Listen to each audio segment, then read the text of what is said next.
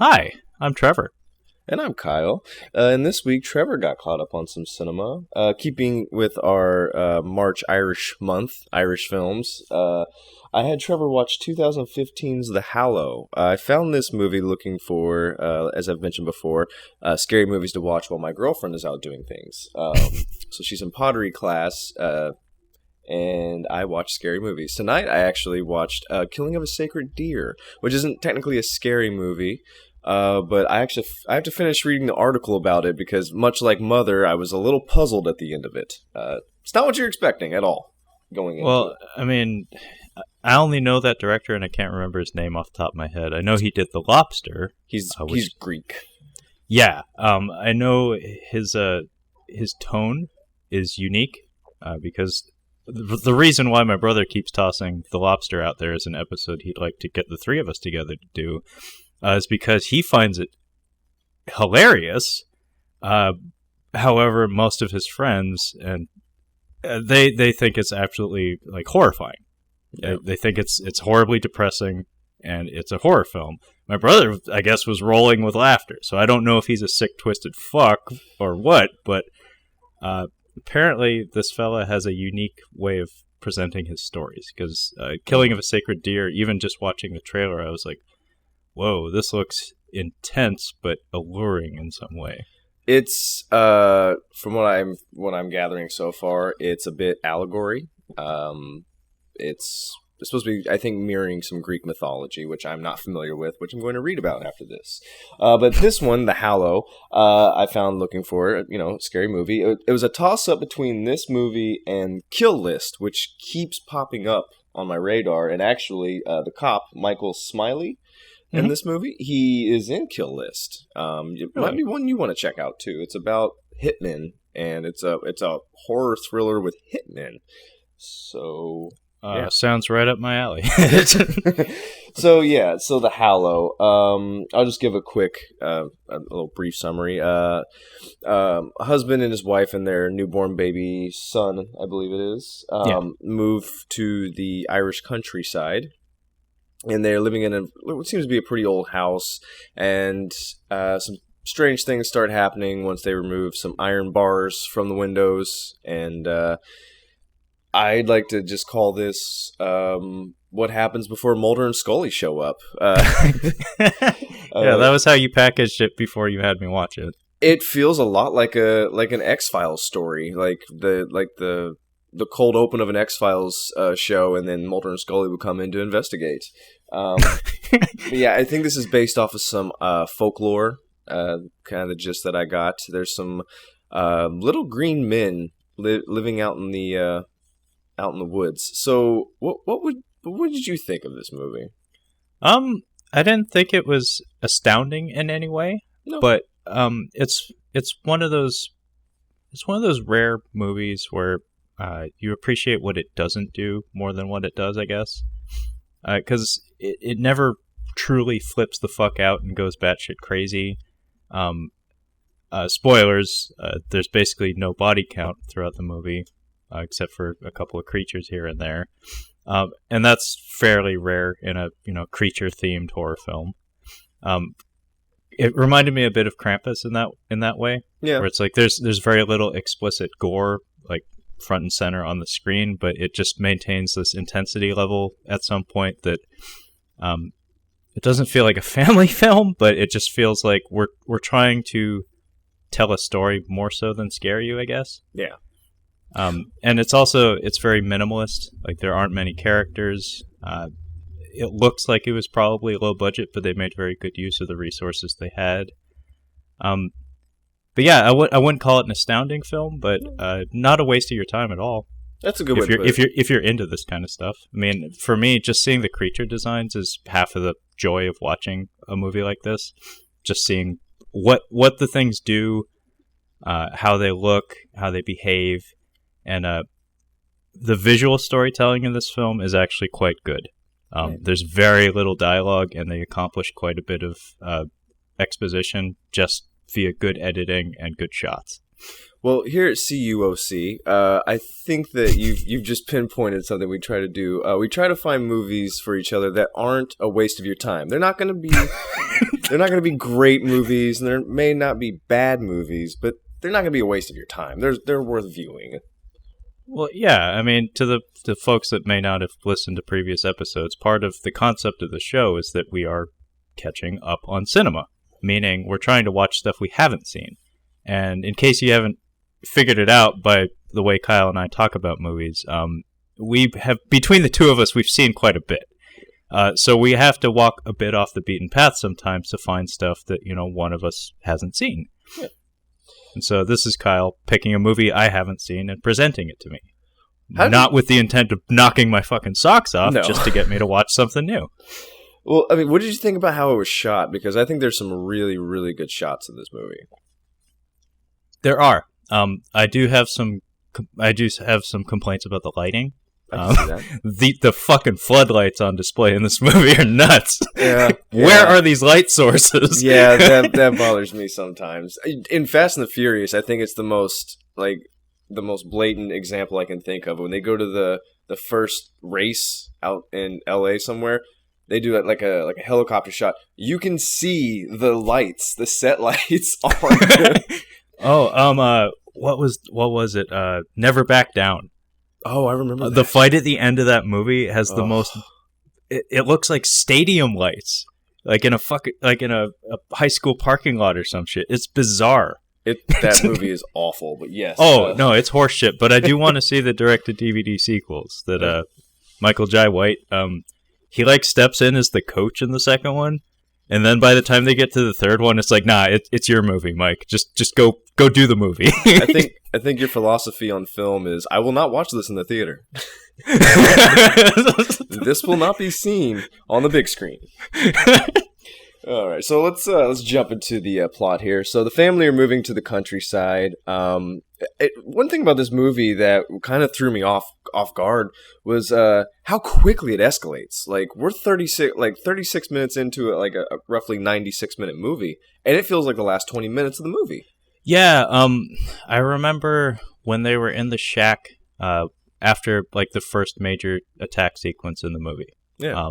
I had to pee, and I paused it, and I was like, "Oh, shit, we're at the halfway mark." Yeah. I thought we were getting to the end here. I guess the director kind of breaks some rules. We get going quick in this movie, and we show the creatures pretty early. And we show them quite a bit. We show them pretty early. You usually don't get a good creature reveal until about an hour in, usually. And yeah, the first reveal in earnest of the creatures was when I took my pee break. Yeah, we're already in it. About 45-minute mark, I think, maybe 40-minute. So the family are moving to the countryside. We have Adam, who's played by Joseph Mall, who is from Game of Thrones. Claire, she's in Devil and Drag Me. I don't remember her in Devil, but I remember her in Drag Me to Hell. Opposite for me. I haven't seen Drag Me to Hell. Nah, you're fine. Bojana Novakovic. They move out to the countryside with their boy, and I think the first shots we get, she's kind of working in the house, and he's taking the baby for a walk. He's got the baby strapped. And I remember reading a little bit about this beforehand, just a little bit of summary. We get some foreshadowing really quick in the movie. And I think what they mean, the pacifier falls into the creek. Yeah. The movie opens with a montage just showing us take a ferry ride to get to the boonies.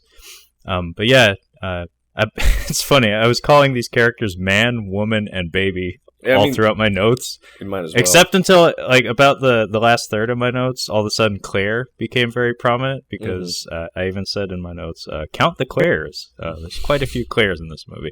But yeah, there's a shot that very, very obviously keys in on this pacifier falling out of the baby's mouth when his dad's walking around. The baby's name is Finn, by the way. And they have a cool dog, by the way. Oh, yeah.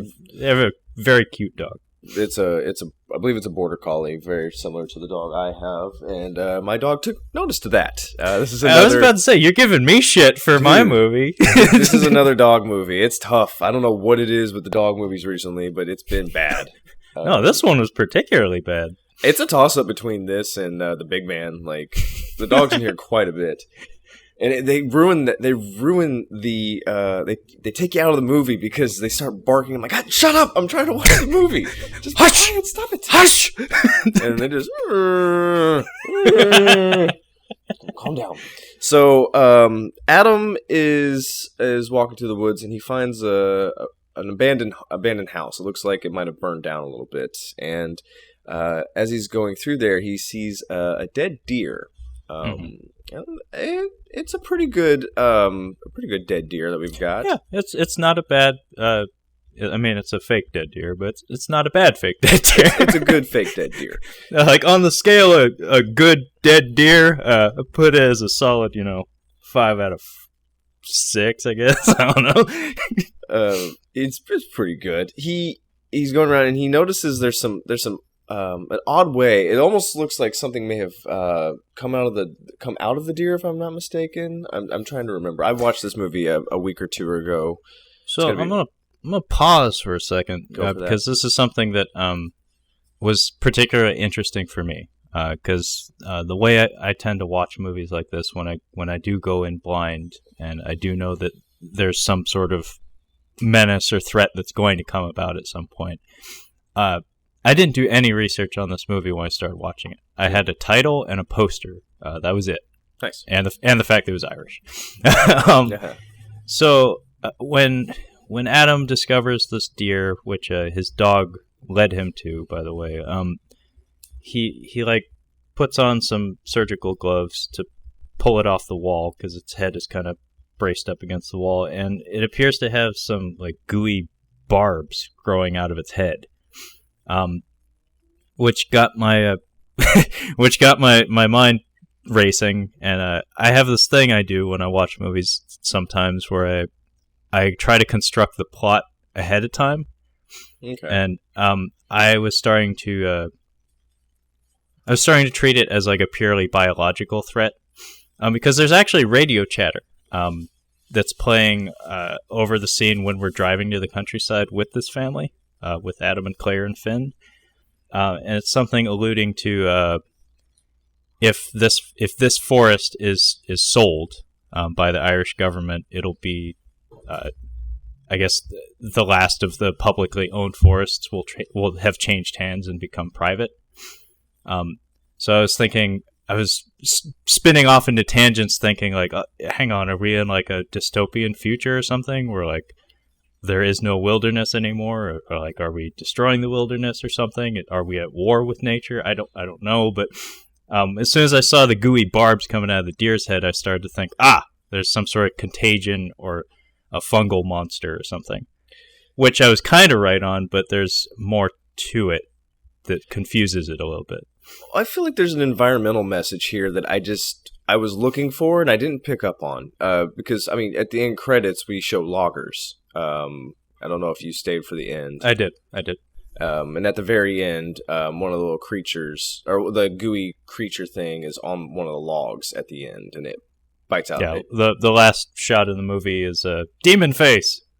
It was a big thing in the 2000s for sure. Did like you the Paranormal Activity ending where you got to wig out your face and get really close to the camera? I fucking loved that. The first time I saw Paranormal Activity, it was awesome. I loved it. Which ending did you get, by the way? I got where she kills Mika, and then she just kind of looks around and then jumps at the camera. Oh, I got a totally different ending. Which one did you get? I watched it, I think, on DVD, not in the theater. And in my ending, she kills him, but then we get to see time-lapse footage of her just standing over him in the bedroom, and then the cops show up, and they shoot her. Oh, I remember hearing about that one. I think there were 2 or 3 endings, but I figured I should ask. But when Adam's in the woods, he's marking trees, and he even whispers to Finn, who's on his back, and he's his little Yoda sack on his back, basically. He has a backpack with a baby in it. He like whispers to him, like, "I'm sorry, Finn, but some of these trees gotta come down." So you can start to piece together that, I don't know, he's, what would you call that? Like an arborist or I like that term. That I don't know if that's right, but I like arborist. I don't know if that's right. I'll allow it. I'll allow it. But somehow he's involved with the purchase of the forest. And based on the fact that he has fucking surgical gloves on him, I would imagine he has some background in biology or botany. Yeah, my note when he was doing this, I said Adam appears to be a scientist. That's what I was piecing together. Yeah, you can piece that together very quickly, and that's that visual storytelling I'm talking about, because I don't think any of those words are ever expressly mentioned in the film. No, I when I first saw the deer, I immediately went to, I don't know if you've watched Planet Earth recently, but never actually. Really, you should watch. Yeah. You should watch some of those. They're very relaxing and very interesting. But there's this this fungus that ants eat, and it what it does is it makes them hallucinate. It basically poisons them, and then the fungus kills the ants, and then grows out of them. It's called I can't pronounce it, or it's insect pathogenizing fungus is what it's used, what it's described as. And it's probably one of the coolest things I've ever seen in that series. If you get a chance, I'll try to find the video for you. You can just watch that section. I don't remember the name of the fungus or the mushroom, but I'm well aware of it. I've seen other like National Geographic things about it. And also, there's a PS3 game, soon to be PS4 game called The Last of Us that is stellar. And in fact, I would highly recommend you just look up some of the cutscenes, because it's an excellent story. But it's basically a doomsday scenario brought on by a fungal disease, pretty much exactly as you're describing. So instead of your stereotypical zombies, you have mold and fungus retaking the land and creating zombie people that have mushrooms growing out of them. And there's a Japanese movie from I think the 50s called Matango, made by Toho, the same people that made the Godzilla movies, and has like some of their brightest stars in it, including Akira Kubo, who has the coolest smile ever. It's about people who get stranded on a desert isle, and the only sustenance on this island is a mushroom that is suspicious to some extent. Trevor, not only did I find Matango 1963, but it is 63. It is on Amazon Prime, and I am subscribed. So I think you'd really like Matango. That movie scared the crap out of me. It's going on my watch list, so thank you for that. I mean, you need to take into account it's from 63, but the concept, if you let it get under your skin, it is horrifying. It's kind of like The Ruins, I guess. Man, there are a lot of movies with this subject matter, and I really dig this kind of concept. Like body horror stuff is definitely, I think, my favorite branch of horror, if you ask me. The body horror stuff in here is very light. Light, yeah, but not as much. It didn't go as far as I really wanted it to. I was going to ask your opinion on that, but yeah, we'll get to it. He's doing some stuff, and then while he's out, his wife Claire is taking some iron rods off of the windows of the house. When I'm guessing this is the landlord, or at least he's a neighbor for sure, but I'm thinking that he might be the one they're leasing the property from. I think so, yeah. He is also from Game of Thrones. He is responsible for one of the, if not greatest episodes in Game of Thrones, the Red Wedding. He's directly a part of that, and the Lannisters send the regards. This guy, his name is Michael something Irish. Roose Bolton. He looks like a Mick something or other. He's Roose Bolton. He warns Claire that Adam is trespassing and is in danger. And he's more or less the red herring if you hadn't read up on the movie beforehand and kind of get like, this guy's probably not the bad guy, but yeah. It's horror movie tradition. Mm-hmm. It's like what the Texas Chainsaw Massacre had with the hitchhiker or whatever. And there's I think the Friday the 13th movie had the same thing, where there's a guy at like a roadside stand who's like, "Get out of here!" Yeah. There's always some warning shot that comes across. And yeah, he's kind of a prick, but Yeah. clearly he believes in what he's saying, but he insists that Adam speak with him not tomorrow, tonight. And the wife, Claire, she's like, okay, I'll tell him. And then, funny enough, Adam, I guess, got home like while they were there, but he actually refuses to talk to the guy. He's like, fuck him. I got shit to do. So immediately, Adam gets to work. He took a sample of the goo and the barbs coming out of the dead deer, and he heads into his office or his study or whatever you want to call it. And my note here says, oof, the man's monitor is damn old. It's a computer monitor. I was like, shit, that is beige as fuck. And the map on it is covered in pin markers. And see, this is, again, my mind getting ahead of the film, because I was taking the pin markers to mean, like, oh, like, is this, like, him tracking the spread of a contagion or something? Like, is he tracking the goo? Is he tracking the barbs? But, no, I think the pin marks are just the trees he's marked that have to come down. But yeah, he puts the goo under a microscope, and he looks at a sample of the cells. And we get a very The Thing-esque CGI sequence wherein a cell attacks another one with these tendrils, like these barbed tendrils. And I guess the goo wanted to be us! It wants to be us. Wilford Brimley shows up, locks himself in the closet.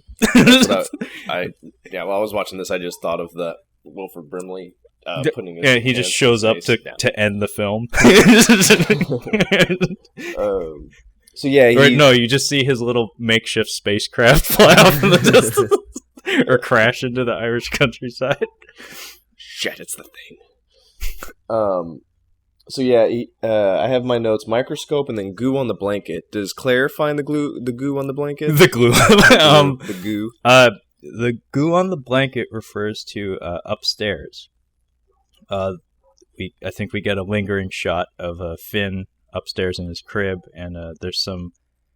It looks like mold, basically in the ceiling and the rafters, kind of, and it's leaking down onto his blanket. What happens here? Adam heads up in the attic to look for the source of the leak because, Mom's like, I don't want no mold on my child. Yeah, I don't blame her. So she sends her man upstairs to go investigate. And very conveniently, instead of looking for the source of the leak, he instead thumbed through his record collection. And the camera reveals in the foreground that, oh, hey, there's a big patch of, like, gooey barbs growing out of the fucking wall that he didn't notice. So very clearly there's some sort of contagion or fungus invading the home without these people knowing. And then my next note says, dang, smoking weed in the house. That's what I saw. That's what I have down, too. Smoking some weed. It might cool dad. it might be an attempt for an Irish film to just have, like, can we just have one Irish film where they're not drinking whiskey? Please, can we just have that? Can we have them just doing anything else? Please. So, yeah. Well, I looked at it as, like, an extension of him being a botanist or something, where it's like, yeah, he's the plant man. During this scene, he's cooking. His wife is cooking dinner. Claire's cooking dinner. I noticed that she has a tiny heart tattoo on her palm here. That was an interesting little detail. And this is when she thinks he's really stoned, but I think he's really not. He starts going on and on about the fungus that you had talked about. Yeah. Exactly that. Like, he even has a visual guide. He printed out a photo of an ant that's infested with a fungal disease of some sort. And I noticed the shots here were really obnoxiously tight.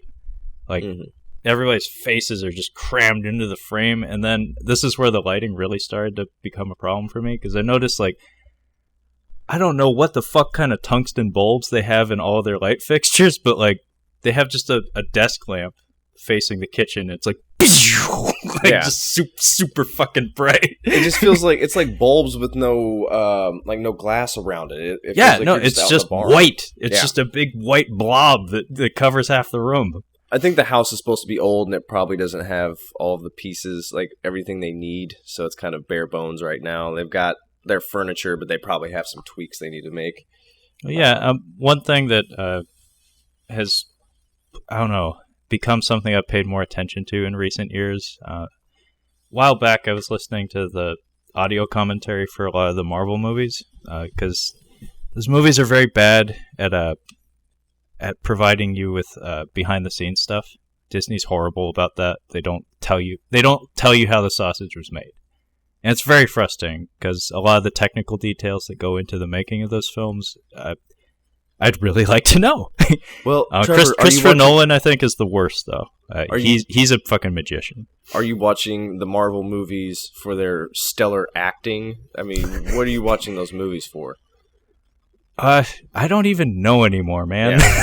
Yeah. It's like habit at this point. Yeah, it's certainly not enthusiasm. It's just habit. They're it's too culturally relevant to ignore. You just have to watch like, what would I talk about at the water cooler? Yeah, but God forbid China find out how we make these Marvel movies, then we're not going to have a market. I mean, that makes sense. Honestly, because that's where the movies do the best. The Chinese box office just crushes it. The Chinese box office has really affected the way movies are made and marketed, for sure. Yeah. I mean, there's a reason why we don't cast ugly people anymore. But the thing I wanted to say was that in listening to Joss Whedon talk about the Avengers and to a lesser extent Avengers Age of Ultron, I don't know if it's a personal quirk of his or what, but there was a lot of repetition of the word texture. It was something that clearly meant a lot to him. I don't know if this is common across like the minds of all filmmakers, but a lot of what he was talking about in terms of the aesthetic and the feel of the film regarded its texture. And that was something that I noticed about the Hallow, is that it has kind of an interesting texture to it. Mm-hmm. Like even the clothes that Adam wears, it's like lots of heavy flannels with some really like intricate patterns on them. It's Irish, so there's a lot of brick and mortar houses and stuff. Everything has kind of like a mottled look to it. Mm-hmm. Like there's very few flat surfaces in it. Like there's fine details on every surface for the most part. And even though the lighting is a little blown out, like some of the props and the sets, I guess, have an interesting look to them. Yeah. So yeah, I think Adam and Claire are going to start working on having a second baby here. Adam's feeling a little amorous after half a joint, and he's ready to get it going. Yeah, interesting signal, by the way. He steps on her foot. I don't know if that's like his A game or what. It's pretty standard. That's his thing. I mean, couples have like their little tells whenever the other person's feeling it. You're like, hey, what you doing, huh? I think I'd get chopped in the throat if I stepped on somebody's foot. You gotta have your own, man. You gotta have your own. You can't be taking his. That's his. I think he's trying to get her to do stuff, be a little spontaneous. You know, I think she has a little bit of wine, or maybe he has a little bit of wine. I think they share some wine. And she's like, no, like I'm in the like they start making out, I think, and then she's like cooking dinner, and they just put the kid down, and he's like, no, I got to finish dinner, and I think a window breaks, if I'm not mistaken. Yeah. My note here says cock blocked by pasta drainage and baby monitor. Yeah.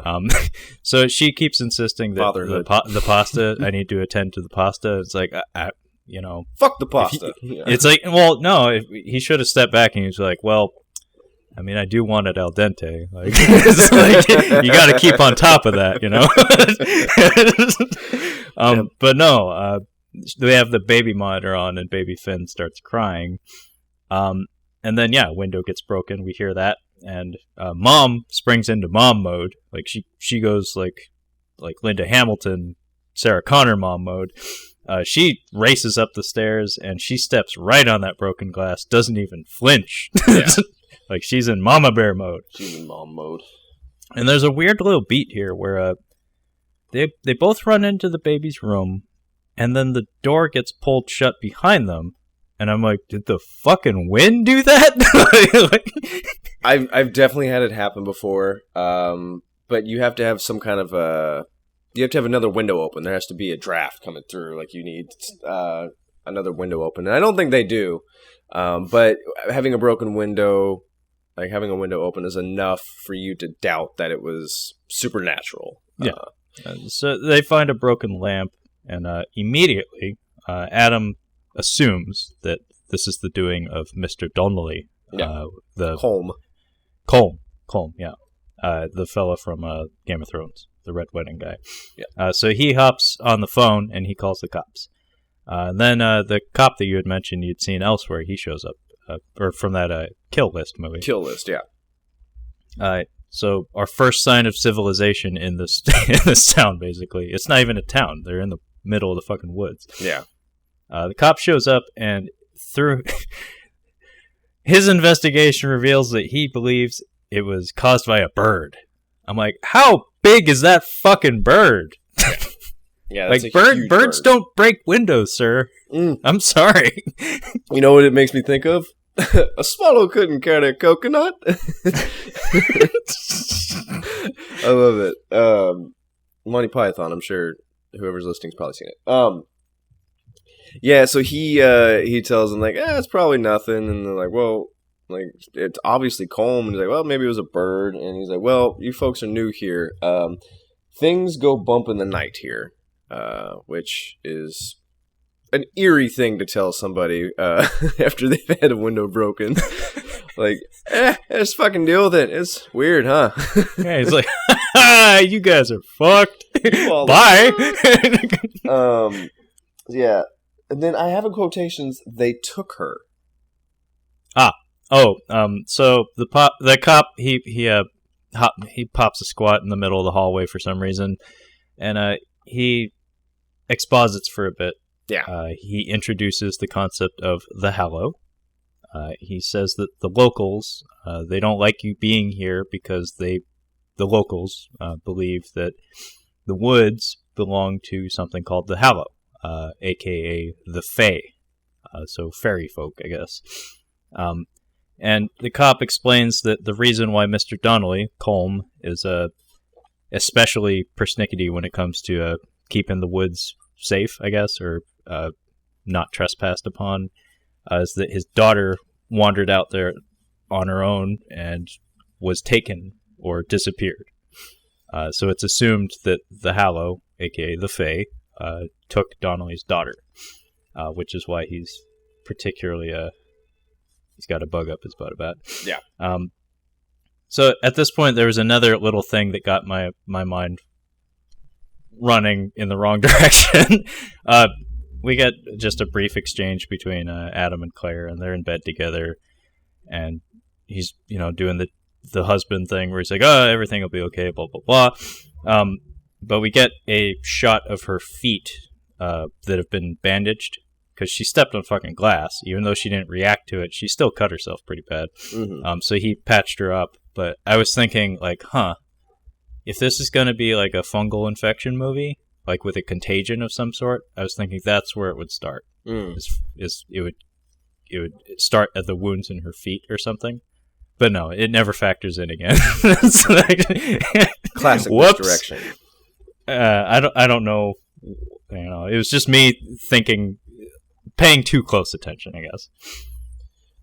So at this point, Adam steps outside with his camera. Yeah, he's going to take some pictures for insurance. I'm not really sure. That's what he says. I'm like, I think you're good, but whatever. And this is one of those sequences in a horror movie where my thing when I watch scary movies. By the way, The Haunting of Hill House. I don't know if I mentioned it on the last Netflix show. Yeah, I think I talked about the shots, but I noticed that my thing when I watch scary movies is when I know it's about to get scary, I put my hood up and I protect my neck. And that comes from when I was a kid. I went to That's adorable. Disney World. We went to Alien Encounter, and that was my first experience with a scary ride. And I wasn't expecting they have things that breathe and noise on your neck, and it scared the shit out of me. So now when I'm watching scary movies, I have to protect my neck. But that's adorable. This was a protect your neck moment in the film, where something's going to happen. All you can hear is like the breeze and him just taking pictures, and then of course we hear a stick break in the distance. Is the dog engaged at this point? Yeah. So the dog is outside, and my note just says dog is pissed. Although I think he's actually whimpering, so that's inaccurate. He's more concerned. But then the man starts using his camera, like he starts using the viewfinder of it to look at the woods because it has like light enhancement of some sort and a flash. And we don't see it directly, but through the viewfinder of his camera, we see like a dark silhouette of something that looks like, I described it at this point as a goblin/ape thing with like white glowing eyes, like just two little dots. And it's a genuinely creepy visual, especially since it's like blink and you'll miss it kind of thing. Yeah. And this is also the first instance where my notes indicate exterior lighting of the house is bright as fuck. It is, and I think it's intentional because when we get to Colm's house later, he has bright lights all over the place, but light plays into the movie. Yeah. Yeah. But he goes to go. Adam goes to check out the barn. Excuse me, the barn. Yeah. Okay. We do get a neat shot here when he steps into the barn. The camera that's following him, we get the sense that he's being watched. The view, which I was like, oh, it's a little creepy. And he kind of wanders around the barn. I can't really remember what's in there. Nothing really happens. No. The main thing that happens here is that he goes in there because it's unclear if he hears it, but we, the audience, hear a baby crying. And then as he's leaving, he shuts a door in the barn, and it opens immediately after he turns around. He doesn't notice, and then we hear the baby crying again. Make of that what you will. Then we cut to morning. Yeah, and he's in the car. He's got some hippy dippy children's song about like, I don't know, nature and love and happiness, and I guess he doesn't like it, so he takes it out of the tape deck and he swaps it out for some bullshit indie rock shite. Yeah. So he's driving Finn to town, and he's got his window frame in the back seat because he wants to replace the broken window. In the meantime, Mama's back home. She's changing the baby sheets, and she discovers a gnarled what's-it. Yeah. I have no fucking clue what this is supposed to be, but it just looks like a rotten turnip mixed with a rat covered in tar. Yeah, it looks like a bunch of roots, a gross clump of tar, or it's just a gross little thing. Yeah, and she puts it in a garbage bag, as I would do as well, except I'd probably have some more expletives to toss out there while I'm doing it. Fucking especially shit. if it's like, did this come out of you, Finn? How? You're like 5 pounds. Ugh. While she's doing that, the dog wanders off, and my heart's racing at this point because I love border collies. They're so cute, and now the dog's running off. Oh, God damn it! But we cut back to Adam, and he's talking to the window guy. He's like, yeah, it needs to be fixed, it's broken. And they just have some back and forth. And he's like, well, I can fix it, but if your wife doesn't put the iron back up, it's pointless. Yeah. So we're getting the gist that the iron's important. And it's odd that this guy would know that she took the iron down. Does he ask, or does he just know? No, he just knows. No. I mean, very small town, and even on the drive-in, there's some like teenage boys that are mean mugging Adam through the car window. Yeah, it's like, I'm sure they have no clue who he is, but they know they don't recognize him, and that's enough. Meanwhile, back at the house, Claire is doing some laundry, and did you notice what she's doing? It's pretty. That was really cool. Yeah, that was really wild. I don't know if this is just an old way of drying sheets, like you do it over the kitchen. It was over the table, I think. Yeah, it's like through the center of the room, and it's just a clothesline. I've never seen anything like that before, but it's very useful in that we get Colm standing in the background, use of sheets to bring somebody in, kind of deal. And we're like, well, shit, where's this going? And he just he's in their house, like he didn't knock or anything. He's just there. And he drops a book. He tells them you guys are are screwing up right now. I need you to read this book. There's things out here that you don't know about. Does he tell her to put the iron back up? I don't think he mentions it, but I did notice that he or his buddy, I can't remember who, they had a cage full of, it was either rats or weasels. They're hunting or something, so I'm guessing like ferrets maybe. I don't know. But yeah, he gives her the Necronomicon.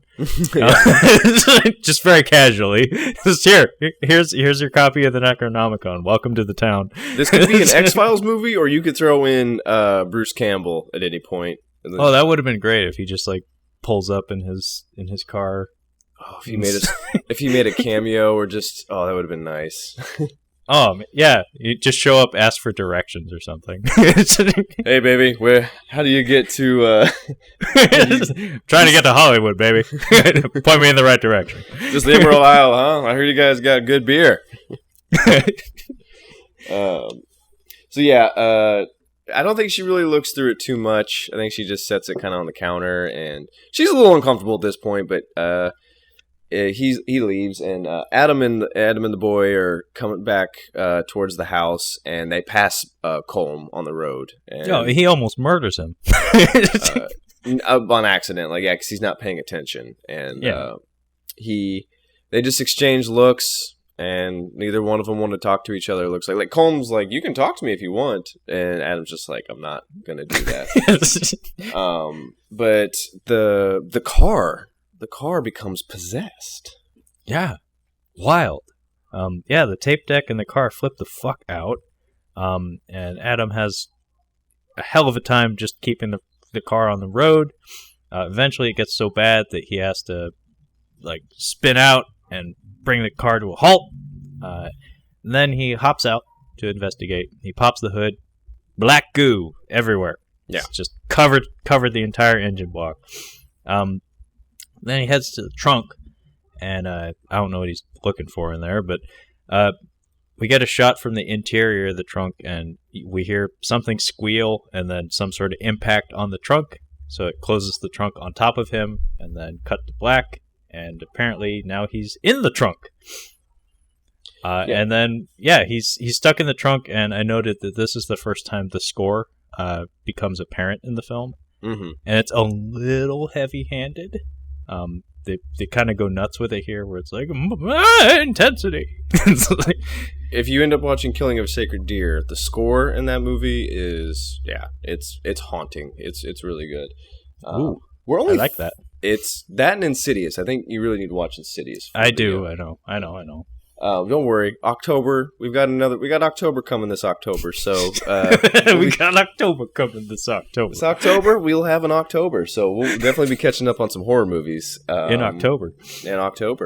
Remind me. I have some thoughts coming up in the future here for some ideas for episodes. Okay. But yeah, so we're only 36 minutes. This is where I said that we're 36 minutes into the movie, and it feels like we're closing in on the end of the movie. I think part of the reason why it feels that way is because we don't have many characters.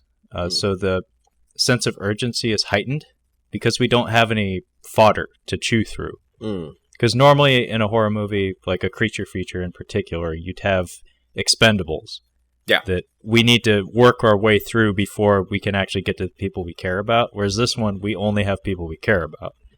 So the first quote-unquote victim we have in the movie at the 36-minute mark is the guy who's had the most screen time up to this point.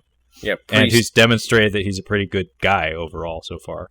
Yeah, we need, Blade 2, Priest has to die. We have to get one of the... fucking Priest, dude! Yeah, that was rough.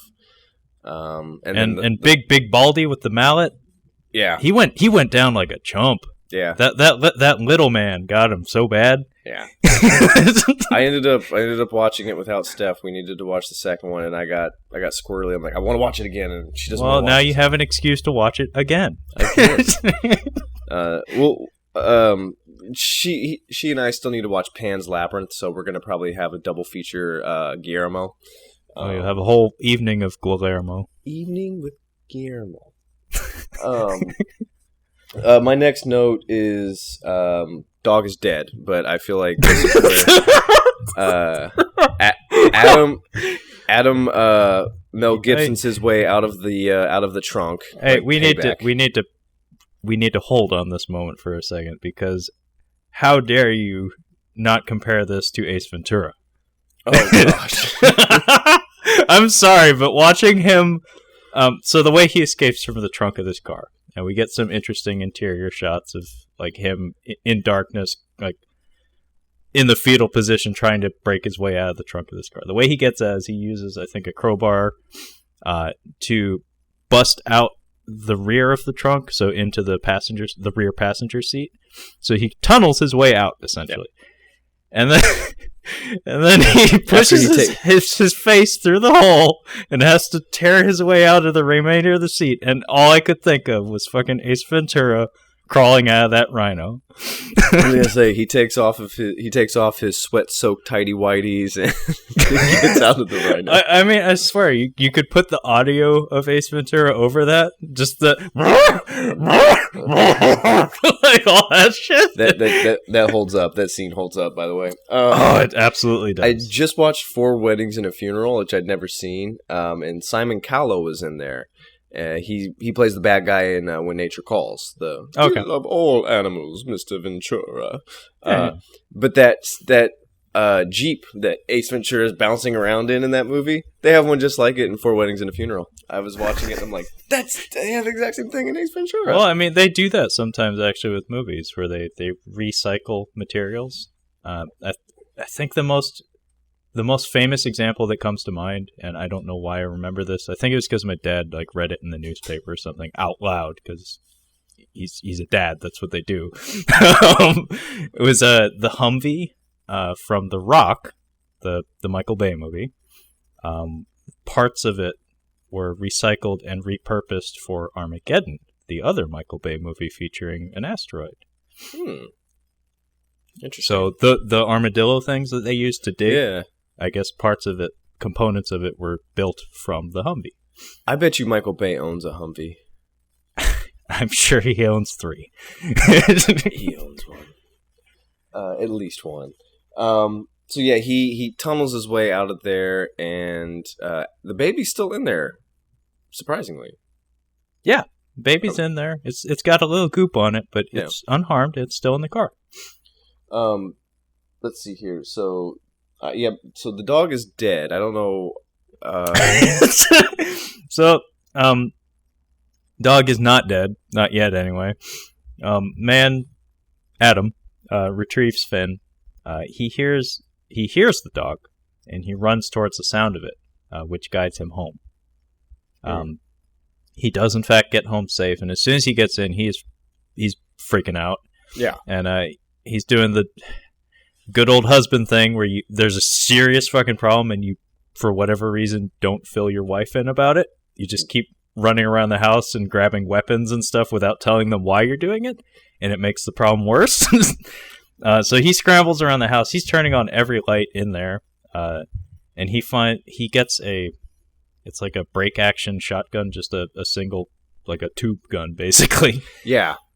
It probably came standard with the house. Yeah. She even remarks that, do you even know how to use that? And he doesn't reply in the positive. It's just kind of like, maybe? Kind of? I'll figure it out. It's not the worst weapon you could have in a situation like this, but it's pretty close. Single shotgun is not going to be helpful. Yeah, especially if you don't know what you're doing with it. But, so every bulb in the house is on. I couldn't help but remark that every fucking bulb in this house is a goddamn sun unto itself. Adam heads upstairs.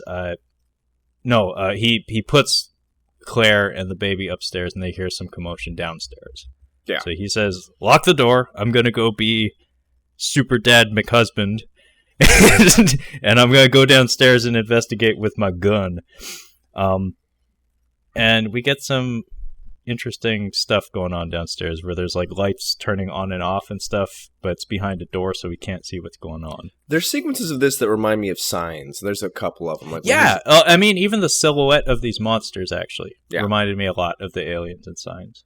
The alien, the silhouette, the kitchen thing. I mean, it's all very similar. And this whole this is a good tense atmosphere while he's, going around downstairs, and we're expecting to get a reveal or something happening, but nothing really happens here. But it's done well, I think. We get teased like some sort of action or some sort of violence, wherein the light finally goes out behind the door that he's investigating, which is the kitchen door. And then as he's pushing open the door, there's some sort of squeal, and we cut away from him, and we hear a gunshot. So Claire runs downstairs with Finn. She finds Adam in the kitchen, and everything's fine. There's nothing in there, but the kitchen is fucked. Yeah. Like, everything's trashed. Everything's everywhere. And Adam throws a temper tantrum, and he starts throwing shit off the table and kicking stuff, and he is still insistent that Colm, Donnelly, is responsible. He's like, he came into my fucking home, god damn it.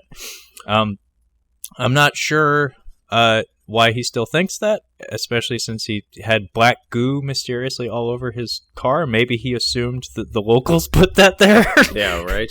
And anyway, at this point they actually open the Necronomicon very briefly. And he's we can get an idea of what's coming, and he's kind of reading it, but he doesn't say anything about it. He just kind of reads through it. Yeah, she actually asks him like what's in it, and he just says fairy tale shit, Yeah. And he doesn't actually like explicitly recite anything from it, but when the camera glances at the pages of it, we do see a picture of a baby in there, like a hand drawn, like it looks like a charcoal drawing of a baby. And then Mama Bear puts her foot down, and she says, "We gotta go. Yeah, we just gotta go. We gotta leave." Go. And I can't disagree with that logic. I was like, that's actually kind of wise. Like that's the thing that people always bitch about with horror movies. It's like, just leave the fucking house. Just go. I was watching something recently where they explicitly state, "I'm not leaving this place. I'm staying here." And I'm like, you're insane. Leave. Get out of that house. Mama Bear, she's right. You got to get out of there. Yeah, she says, "Let's go," and Adam says, "Okay, I'll get the baby bag. Let's go." And they do, which is kind of cool. They attempt to leave. However, on their way out, the dog comes back, and he is covered in goo. And he's got one of those gnarled whatsits in his mouth, and he looks all sad and messed up and disheveled. I was taking this pretty hard. And at this point, my mind continued to race. I was banking really hard on my idea overpowering the script somehow halfway through the movie. But I noted that the dog had one eye that was very, it looked like bloodshot. Yeah. I was like, oh, is the dog infected with something? It turns out I was correct, but not what I was expecting. But eye stuff. There is eye stuff in this movie. So yes, if you got problems with eye trauma, maybe not the movie for you. So the dog's still not dead. Has Adam? No, he dies here. He takes off in the woods because we see a silhouette of a dark figure. That I don't know if it was intentional on the part of the filmmaker, but at this point, that particular silhouette looked plausible as a human. It could have been a man wearing a coat or a hoodie or something. I don't know if they actually had like an actor standing there without the monster costume just to trip you up or something. But it did kind of look like a dude. Well, we've seen Mimic, so we know that creatures are capable of impersonating humans, and these things are person-like. They're mammalian. They have an endoskeleton. I think they look like they've descended from a common you just a common Pan's ancestor. Labyrinth hands. The common ancestor. You couldn't see, but I was doing the hands over the eyes thing. So from here, they're trying to fix the car, I believe. Oh yeah, my note here says car is double fucked now. Yeah. So they run through the woods to get to this car, and I'm not getting a sense of how far everything is. That was kind of troubling for me because, like, he must have not been too far from the house because he follows the dog, and then they run at night through the woods to get to the car. It doesn't take them too terribly long. And then later By the way, the woods look like a softball field at night, by the way. Yeah, right. I'm just saying, the lighting was a little irritating at times. But yeah, you're not wrong. Like it felt like the run from the house to the car was long, but the run from the car to the house was short. Yeah. If you want to, if you want to not be bugged by lighting in a horror movie, The Ritual does a pretty good job of keeping it realistic of what it's like. They're hiking, so it's like they're in like a really thick forest, and it's kind of eerie because it's daytime and it's eerie in there. Wow, that's hard to do. It's hard to do. It's pretty fun. Oh, that's a creepy movie. I'm just remembering when they get to the cabin, like, ooh, that was a rough sequence. They are trying to fix the car, and little green men start popping up, and yeah. I was a little disappointed at this point. The movie was doing a pretty good job at keeping the creatures out of sight, and at this point, we're just getting signs monsters, signs aliens in the background, and they start. They're working on the car, and Adam's working on the engine, which, as I said, is double fucked now. Mm-hmm. I don't understand how this was plan A. Because the reason why he ran home was because the car was fucked. The engine was covered in black goo.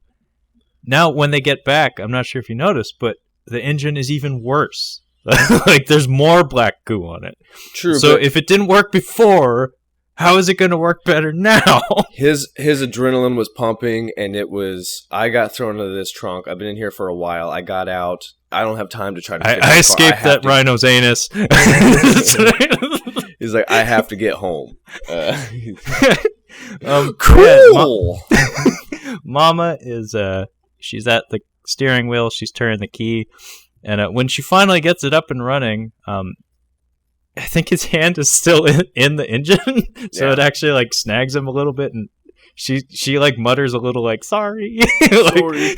Even during like this heightened tense situation, she manages to squeak out a little sorry. But the editing during the scene is pretty cool because, as Kyle said, the little green men start showing up, and at first it just looks like, there's a couple of them, and then we keep getting other angles around the car, and it's like, they're multiplying. There are lots of them, and they're from all sides. And so by the time they get the car up and running, these things are everywhere. Yeah. And they're completely surrounding them. And I noted here, we still haven't gotten a really good look at them yet. But I said, they look a little bit like Pumpkinhead. Yeah, they look a little bit like Pumpkinhead if you just smash them down to the Signs aliens. I think that's probably what it is. And just a little touch of that little baghead kid from the cover of that Trick or Treat movie. Yeah, I wasn't expecting that. That was kind of a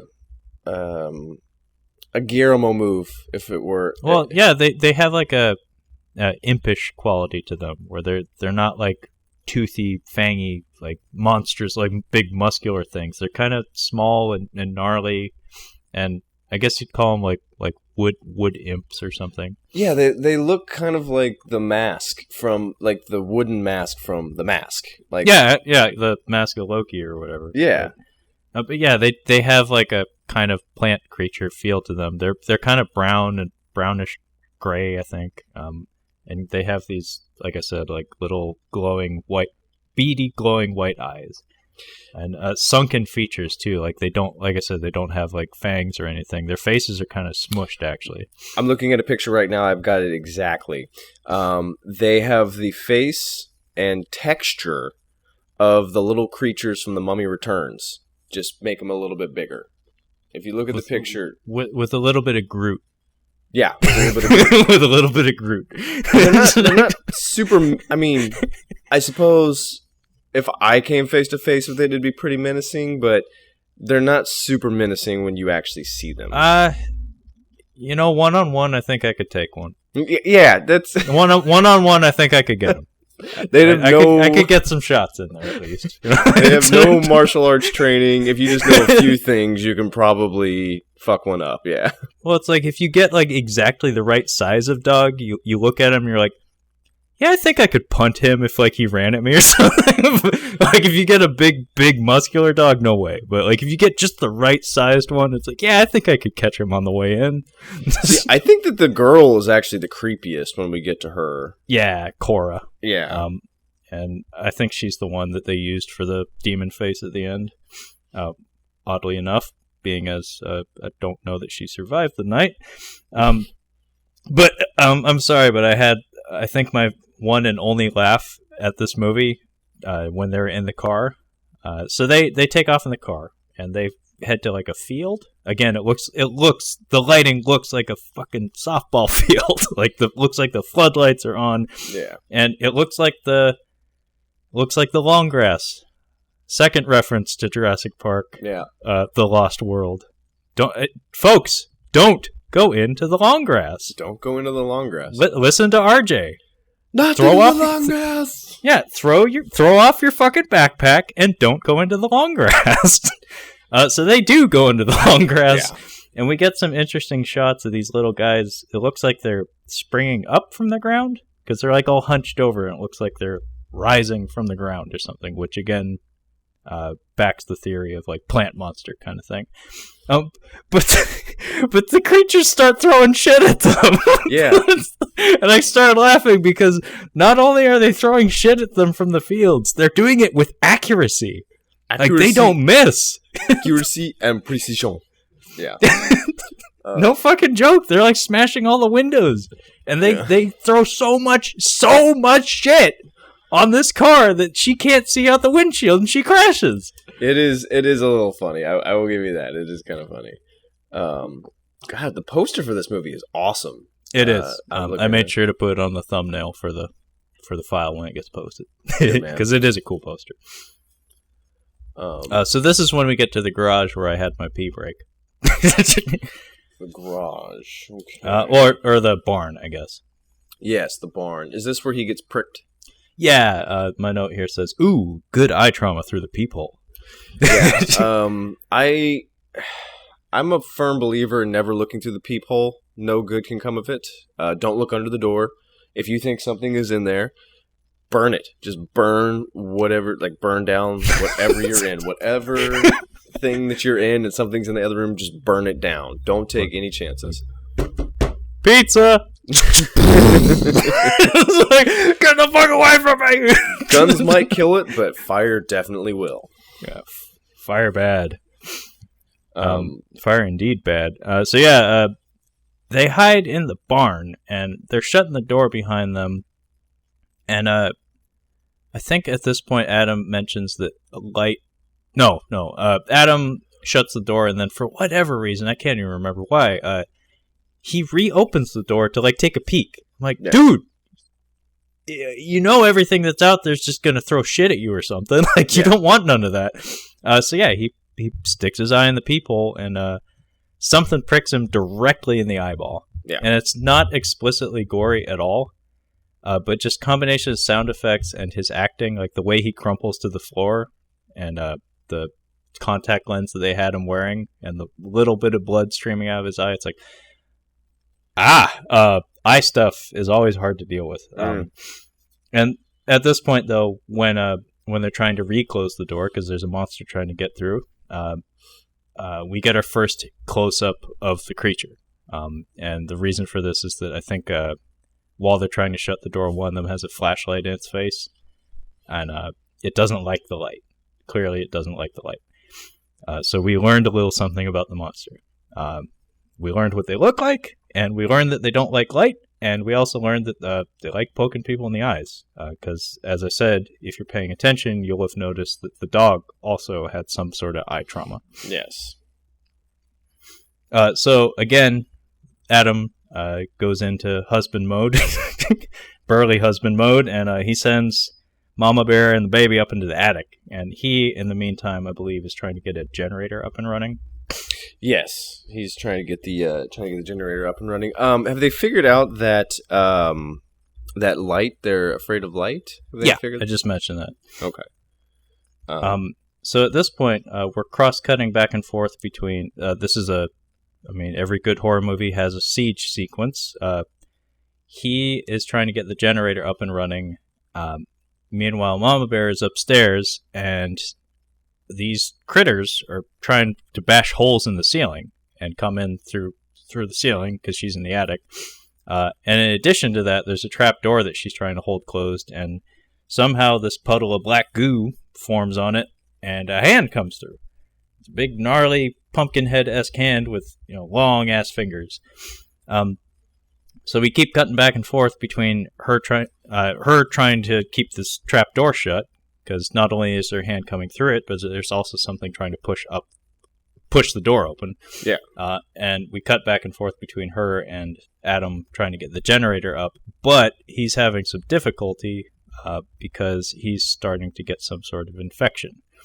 And I believe the way this was demonstrated to us is through some really simple editing tricks, where I think we cut back to the microscope footage of the cell attacking the other one. Yes. It's just a couple of shots interspersed with him writhing on the floor and being unable to control himself.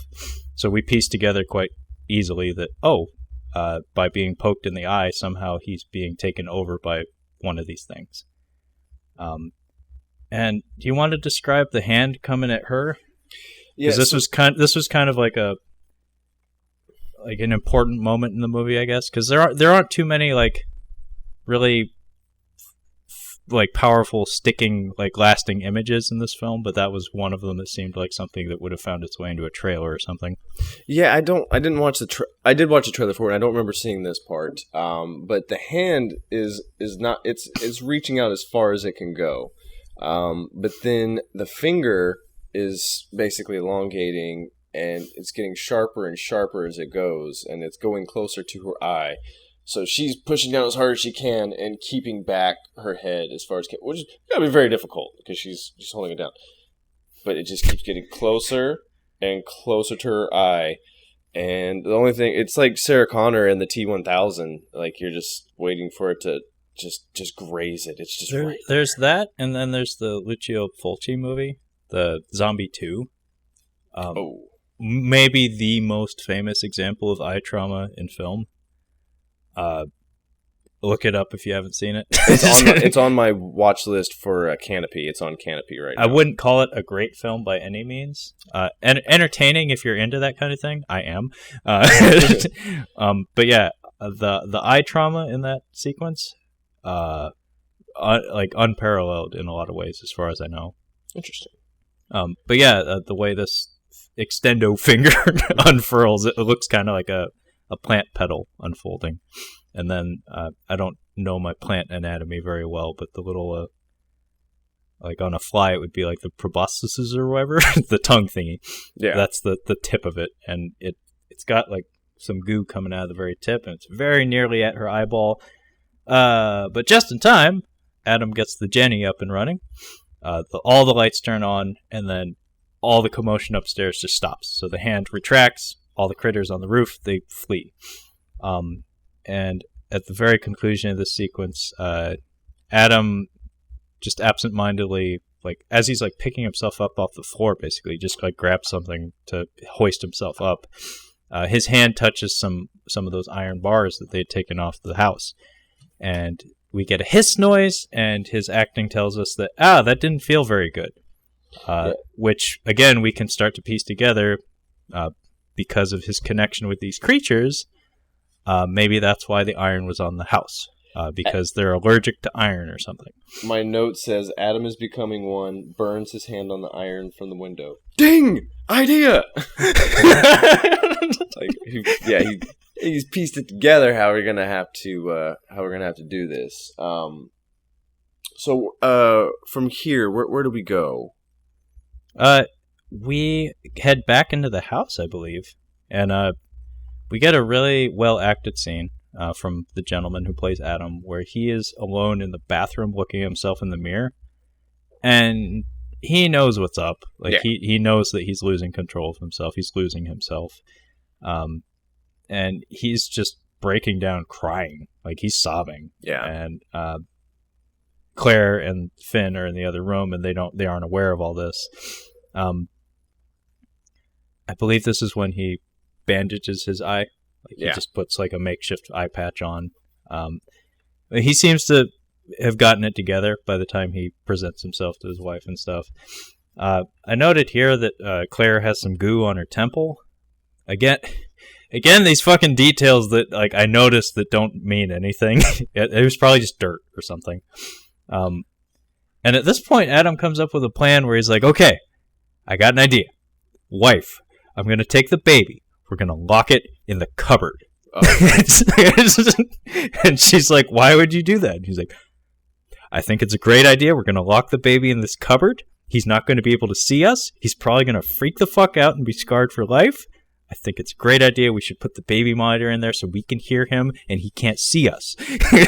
I think, have they put iron up on the walls at this point? That's what they're doing right now. Yeah. They iron up the house. Again, good horror movies like this always need a siege of some sort. So they do the Night of the Living Dead thing where you board up all the windows, except this time with iron. And then Adam starts, I think, reading the book, but the way he's like turning the book over, it looks like he's confused. Maybe he's having trouble with his depth perception or something. Yeah, he's got one eye. He's turning into this monster thing. And here's the problem I have with them putting the baby in the cupboard real quick, because I knew as soon as they did that, I'm like, I think they covered it with some iron, maybe like an iron rod or something to keep it locked. It's garden shears. Garden shears, yeah. So they can go around that. I mean, yeah, if they come in the house and try to grab it, but they can try to go from above or from the side of the house. Like, they could burrow into the side of the house and grab the baby. You need to have the baby in like an iron cage, basically. Well, I mean, the way that the hand came out at Claire, it was basically inhabiting the wood. Like, it wasn't breaking through it. It was inside of it, like making its home in there, kind of like a fungus or a mold would do.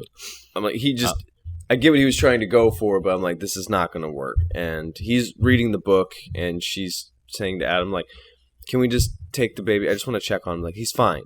Like, he's just insisting that the baby's fine. The baby just stays in there. The baby's fine. Don't worry about it. And she's like, okay. And he's getting upset about it, too. Yeah, he's getting a little huffy. He's getting real frustrated.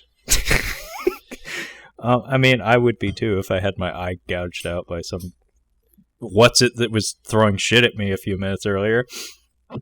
So at this point, as he's, again, attempting to read the book, I don't know what he's doing. He looks very confused. Because really, he's like turning the book over in his hands, like top to changing bottom, its orientation. Left to right? Yeah, he's not sure how to hold it. Like, he forgot how to read or something.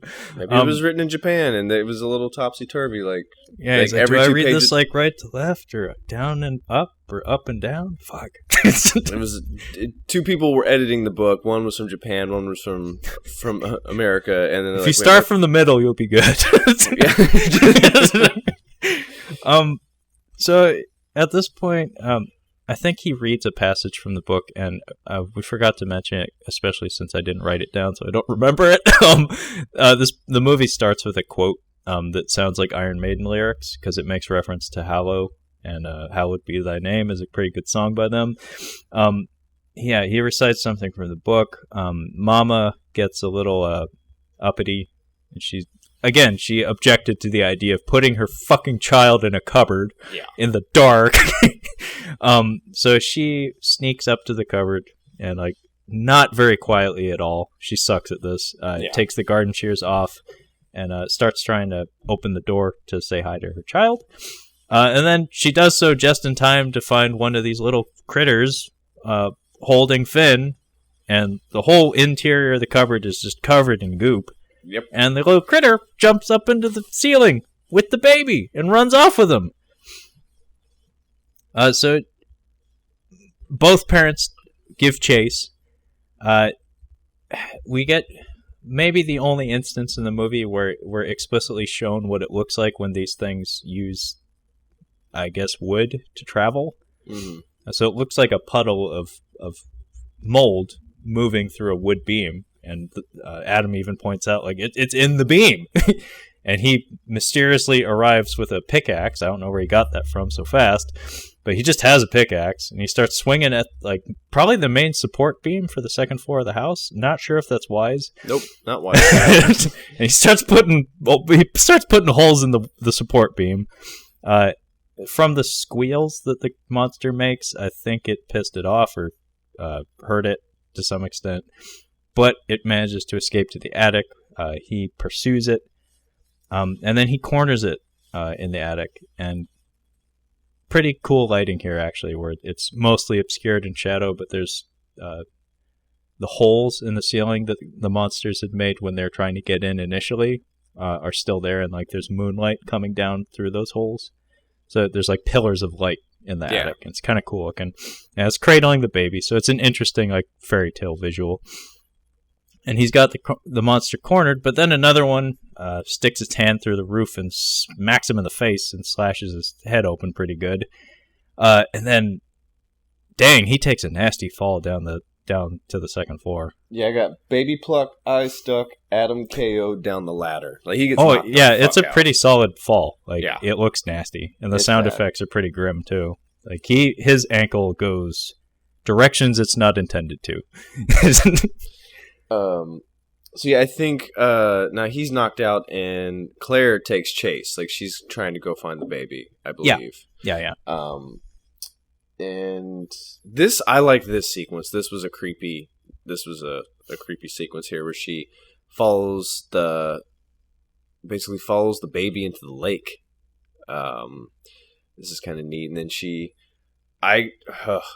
again, floodlights. You beat me to it. My note says, "Goddamn floodlights at the pond." Yeah, like, but I mean, just for safety on a set, I'm sure you have to have it. But, like, I couldn't imagine. I worked at a day camp where we walked around the lake at nighttime, a few of us counselors, and we walked through the woods a little bit, and it's dark. I'm like, you couldn't get me to get in that lake at nighttime with the lighting. There was no light. Like, it was just pitch black out there. It's pitch black. And she just goes in there easily, no problem. And I didn't know where the movie was going from here. I'm like, what's going to happen? But she comes up with the baby. And I think we come back, and Adam is becoming one of these things now. He set his leg, but we're doing the cross-cutting editing where we're seeing more evidence that he's turning very rapidly. And yeah, the way I wrote it in my notes was, "Mom gets baby from the pond?" Like, exclamation point and question mark. And then my note when she returns home is, heads home, man is a zombie. Because he is glassy-eyed, to say the least. He's just, like, standing in the middle of the room, not saying a goddamn word. And it's a little creepy. And I noted here that when she shows up home, and throughout the rest of the film, actually, they're very deliberate in which shots the baby is featured in. Because, like, probably 90% of the shots involving the baby from this point forward are from behind. So you see the baby's face only a couple of times from this point on. And they do a very good job of making you question what's going on here. Because when you do get to see it, it looks like a fake baby. And on the set, it very well may have been a fake baby. Because there's some sort of visual weirdness going on with it. Either there's a CGI mask on it, or it's a fake baby with a CGI mask on it.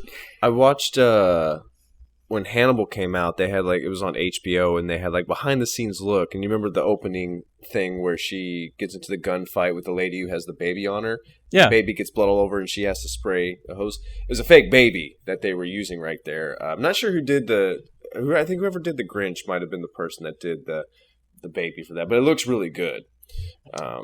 There is an art to fake babies. Yeah, fake baby art. I think the most famous fake baby was, I think it's called It's Alive. It's a trilogy of movies about a killer baby. Oh. And by the time you get to the third one, it's like a tropical island full of killer babies. It was like a political statement having to do with like pharmaceutical companies, I guess, and pregnancies. And so it was like same concept as like Scanners.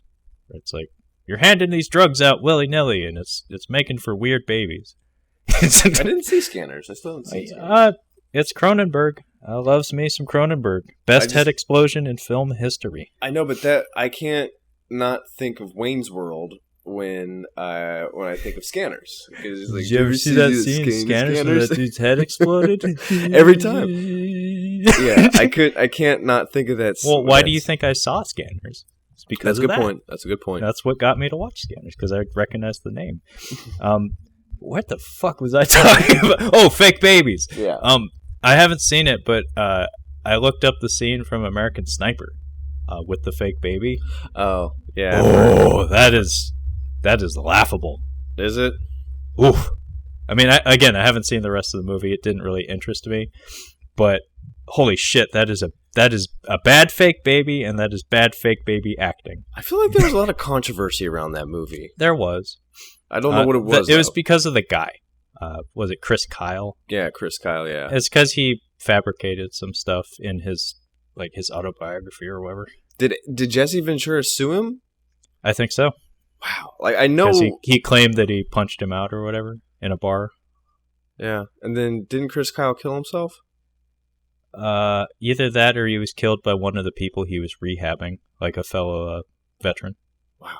Okay. Because he would go on like retreats and stuff with fellow veterans to like help out in their rehab process. Bradley Cooper is one of these guys that's just having this amazing career, and I'm not watching any of his movies. Yeah, that's kind of where I'm at too.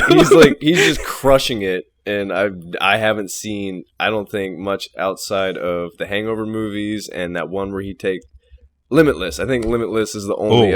Oh yeah. Yeah, I think it's the only one. Put it this way.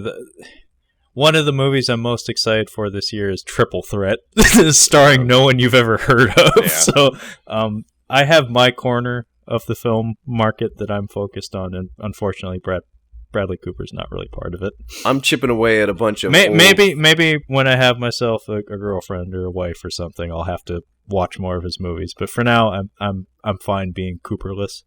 I'm chipping away at old foreign independent horror movies, and like, you need really to take a drag movies. off a cigarette in between those. Like, I want to smoke so bad. Foreign independent movies. I want to smoke so bad when I'm watching these movies, because you can smoke in all. It's like a time capsule. You can smoke in all these movies. You can't smoke in movies anymore, Trevor.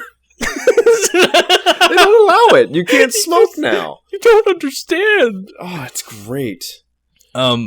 So when Mama shows up with the baby, she gets back to the house, and like I said, Dad is now a zombie.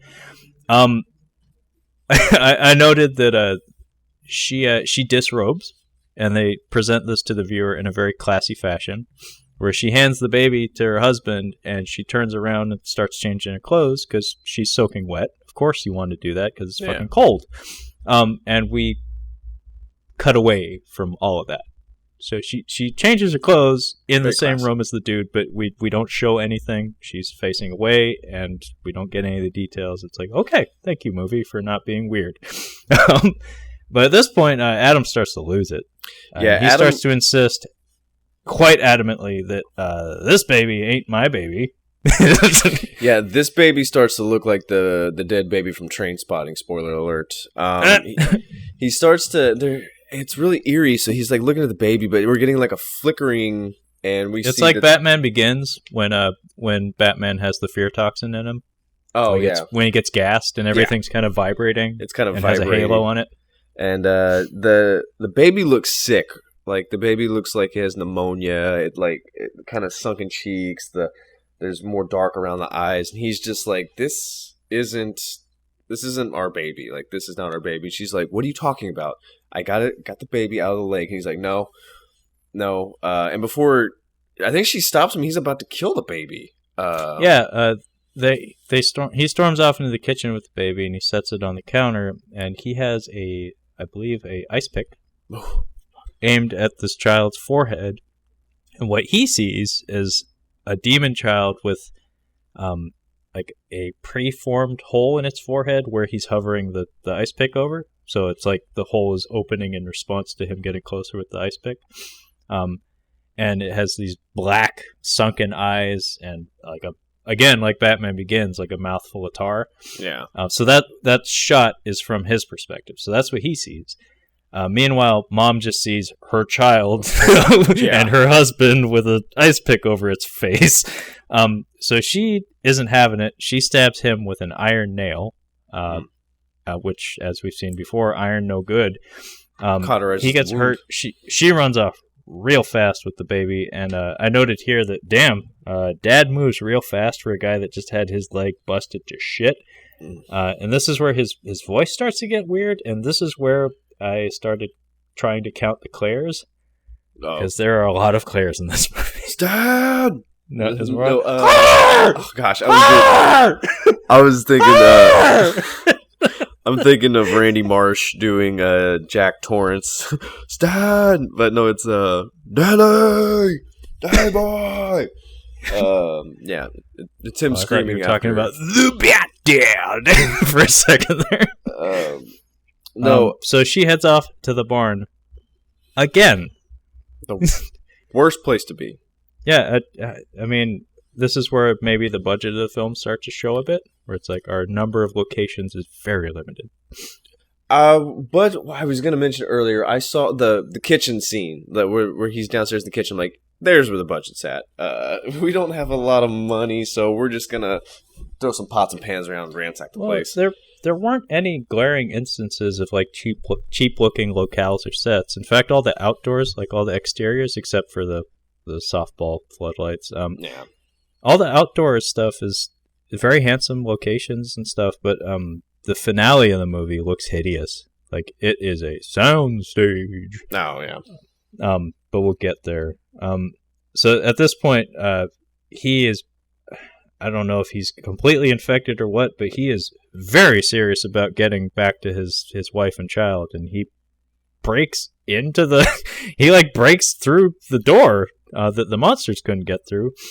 Apparently his light allergy isn't as severe as theirs is. And at this point, I think this is when they start putting like full-blown monster makakeup on him. He starts growing barbs out of his cheek. I thought it looked good. I don't know how you felt about it. No, I thought it looked good. The only thing that I didn't like so much was his eye. Gotcha. Yeah. At this point, I don't think we've seen it yet, but the stuff coming out of his cheek, yeah, I like that. It looked good. That was pretty good.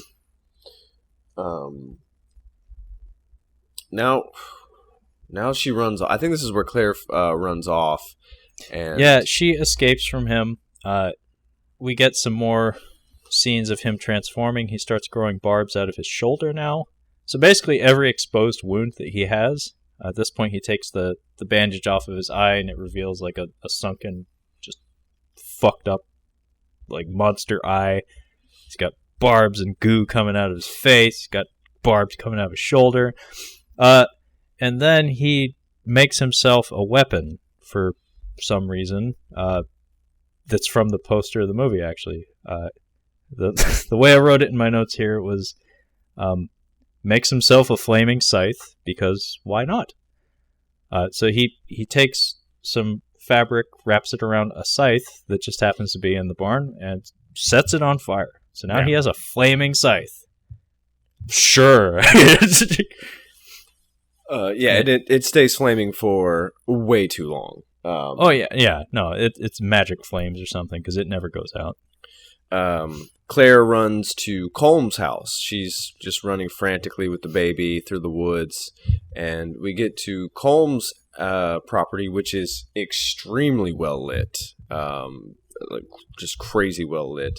And she knocks on the door, and Colm's got his gun basically, and he's like, "You have to leave. You cannot come here," which is the last thing you want to hear from your only neighbor. That's apparently within running distance. Yeah, again, the distance traveled in this movie is indeterminate. It's like impossible to tell. But yeah, he tells her to get right the hell off his property. Meanwhile, Adam has just stumbled across the monster's lair, I guess. Yeah, I don't know if he followed one or if he just stumbled. I mean, he's kind of becoming one of them, so maybe he's knows got some now. instincts. I don't know. He just finds it somehow, and we get to see the critters probably in the, I don't know, full body, head to toe. We get to see them in all their glory, and they look good. Yeah. Especially when they're lit by the flames of his flaming scythe. Yeah. And at this point, I believe he stumbles across a lady monster. So we forgot to mention that Adam is convinced that that's not their baby. That's, I think, one of the reasons why he was chasing after. He's like, that's not our baby. And she's convinced it is. Well, we get down to the to their little dungeon tunnel there, and I believe it's Colm's daughter. What's her name? Cora. By the way, I like that name, Cora. I don't know why. It's a good name. I like it. It's a good name. She's down there, and she's, I think, the creepiest one of all these little monsters. And she's supposed to be. She's the only one that we spend the most time on. And she has a baby. Yeah, I mean, what makes her particularly creepy is that she's the only one that is obviously a child. I mean, from her appearance, I mean, she's all gnarly and fucked up, and she has maybe the most prominent mouth of all of them. Like, they all kind of have like a scarecrow look about them, where like their face is kind of smushed, they don't have much of a mouth. She has like a gaping maw, kind of, and she's also very short. She's very small. So you get the sense that if this is indeed Cora, which it's confirmed later, she hasn't grown or changed much since she was first turned into one of these things. So it's like something that, based on the way the other creatures kind of defer to her, she's maybe a matriarch of some sort, but her physical form is that of a child. An aged child, for sure, but still a child, like small.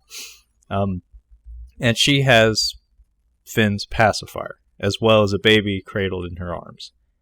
So now we're very confused, because now we know that there are two babies and that she has the pacifier. So now we're starting to question, maybe Adam didn't completely lose his shit. Maybe he's right.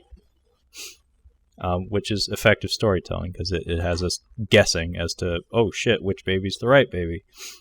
By the way, the dog is in the room, if I remember right.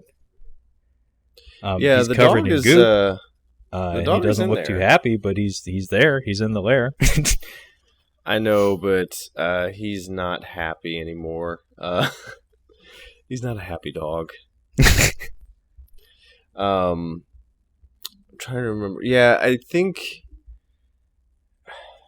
I watched this movie and this movie on Netflix called The Void. It's not a Netflix original, but I watched them almost back to back. So now I'm misremembering, because there's some body horror in both movies. I'm misremembering the movies now, because I watched this one so long ago.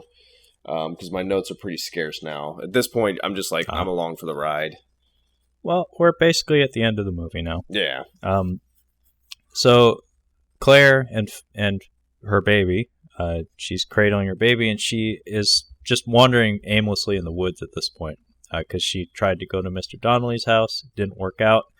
So now she just doesn't know what to do, but she's wandering through the woods, and the only thing she has to ward off the monsters is a camera, and she's using the flash to scare them off, because they don't like the light. However, inevitably the battery starts to run out, and she goes from the woods, and she falls down a small hill and ends up on a soundstage. Yeah. So it's on this mossy soundstage with like amber kind of lighting.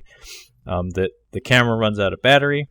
She has her oh shit moment, and she just kind of cradles her baby and hopes for the best. And just in time, Adam shows up, and he's got a baby and a scythe. And he is still insisting that, hey, lady, you got the wrong baby. And he's trying to explain to her that the baby you have is a changeling. It's one of these things. They're trying to pull a switcheroo on Switcheroo. you. Yeah. Pulling a fast one on you. I feel like you would know. You would feel the difference. I don't know how she's being tricked by this baby. Well, like I said, part of what's clever about the visual storytelling from the pond onward is that we don't really get any shots, especially from her perspective, of the child's face. So it's almost like maybe she hasn't taken a good look at it. Possibly, yeah. Like she's just assuming that this is the baby. Whereas Adam, we get to see explicitly that he looks dead on, close up on this thing, and he knows in his core that this is not the baby. So we get maybe the only instances of gore in the movie. So when he sets Finn down, when he sets the baby down, Adam that is, the other creatures aren't too happy about this. So one of them makes a run at him, and he ground and pounds this thing. He does. He lets out a primal scream and he goes like fucking Brock Lesnar on this thing. Yeah. And he smashes its face in. And then Cora, the little lady monster, shows up and just kind of screams at him, and in response, he just lops her head off with the scythe. She had it coming. The way I described it in my notes was okay, random last second gore. It's it feels a little out of place because the whole movie has not been particularly violent up to this point. And I'm not entirely sure that was warranted, but it's a thing that happened. Yeah. And then, despite his efforts, Adam gets run through from behind. He gets impaled basically from behind by one of the random creatures. I wasn't expecting him to make it. He pretty much had to, get Rose to the lifeboats. He just had to keep her alive. Absolutely not. No, I didn't expect him to live pretty much as soon as he continued to ignore the problem, I guess. As soon as he was insistent that Mr. Donnelly was the problem instead of some other explanation, he seemed like, we have 3 people in the cast. Someone has to die. Come on. Yeah. Somebody has to die. At this point, the sun starts to come up, and Claire makes her choice as to which baby she wants to take. She takes the one that Adam had brought, so not the one that she's been carrying since the pond. And then we get a very interestingly animated scene where the other baby, the changeling, rots in the sun. Yeah. It looks almost like stop motion because it's, I think, supposed to be like a time lapse kind of effect. But it's like face bursts open like a flower, and it reveals a skull. It screams, and it molders at the same time. It's a really interesting looking effect. Pretty sure it was CGI, but it looks like stop motion. It's kind of again like Krampus, I guess, like the Gam Gam's story. Oh yeah, Gam Gam's story. Ome, that's right. And in seeing this baby get rotted in the sun, we figure out that, okay, Mom got the right baby. And I believe Adam dies as well, and all the creatures flee because the sun comes out. Mom heads back home with Finn. I liked the shots, surveying the home in the daytime. Seeing all the carnage in the daylight was kind of fun. Kind of reminded me a little bit of Dog Soldiers, which we haven't posted yet, but we recorded that a long time ago. And then the very last shot of the movie proper, until the end credit sequence, is of the Necronomicon that's still in the home. And the wind blows some of the pages open, and we see a hand-drawn image of a monster dad, a human mom, and a child. So is this like a prophecy or something? I don't know. But then the actual end of the movie that plays over the front half of the credits is a bunch of loggers. I'm assuming people that work for the company that Adam worked for. They've come in and they've started to cut down the trees in the forest, and we see a lumber truck stop in front of the camera and we see there's black goo all over the trees that are mounted on the truck. So I'm not sure if this is like an apocalyptic situation where like is the black goo going to spread everywhere and these things are going to take over the world or something. Yeah.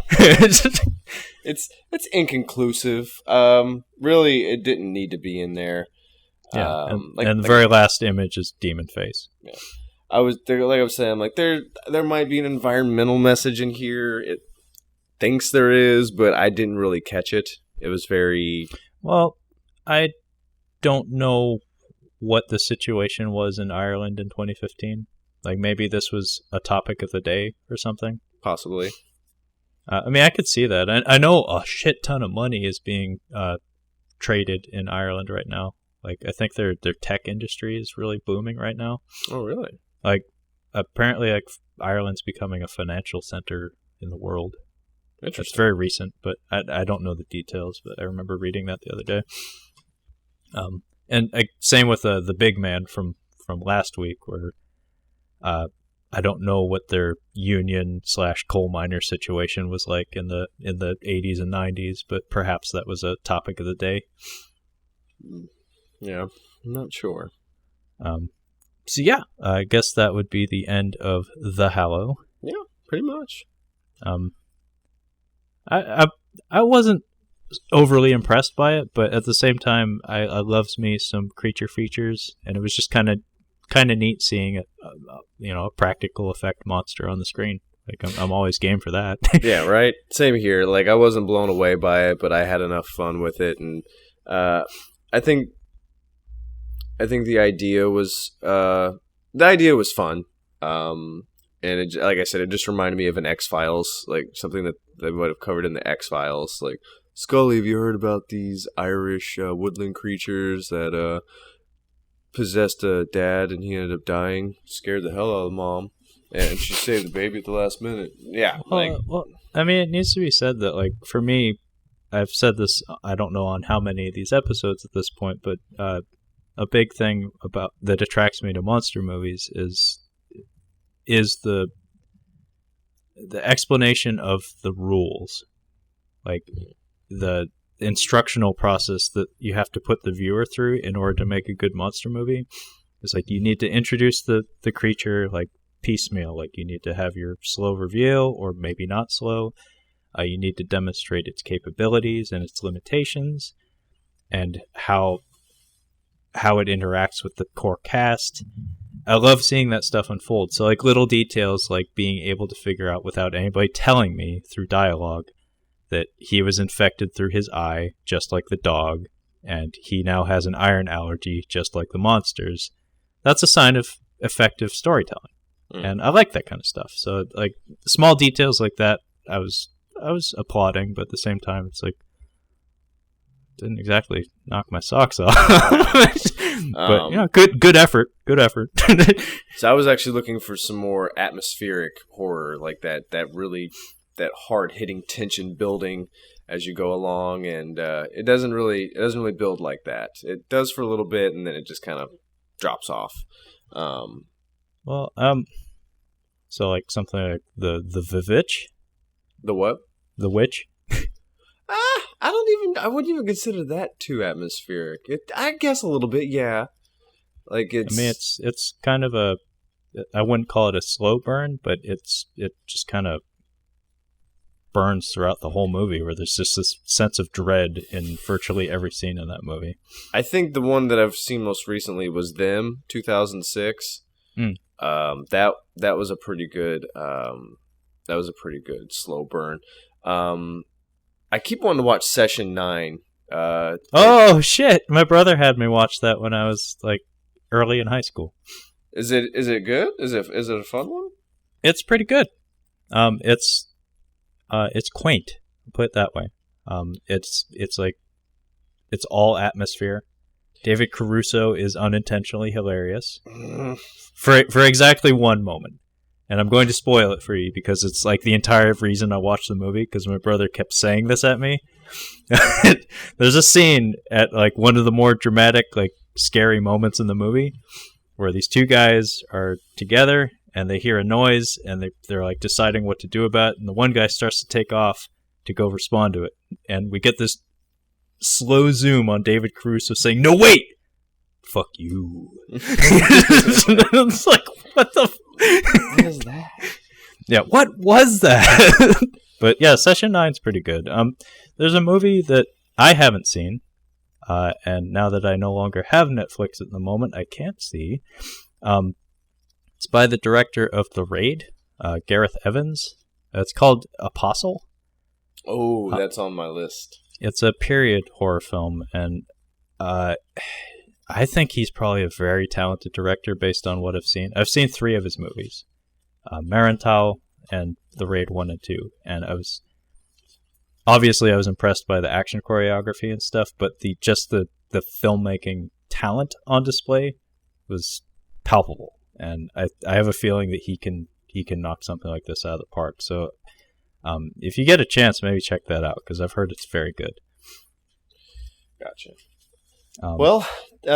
Yeah, if you want a nice if you want a little bit of a body horror movie with just a little bit of atmosphere, watch The Hallow. Yeah. Anyway, thank you for joining us as we caught up on The Hallow. I believe next week we'll be kicking off our 3-part evening with Troy Duffy. Yes. So until next time. Yeah.